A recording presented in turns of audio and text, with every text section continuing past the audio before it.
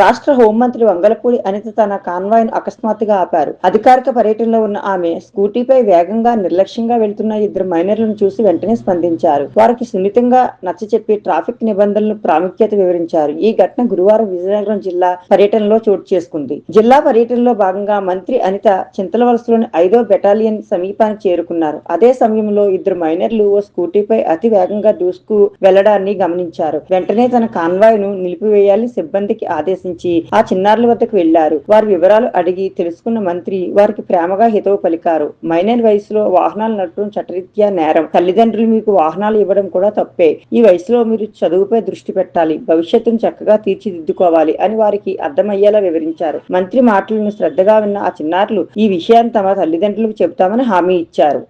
నిండా 16 సంవత్సరాలు లేవు, బండి వేసుకొని ఫిల్ట్లు కొడుతున్నాడు రోడ్ల మీద, మళ్ళీ ఆ నెలకథలు వేసుకొని కూర్చొని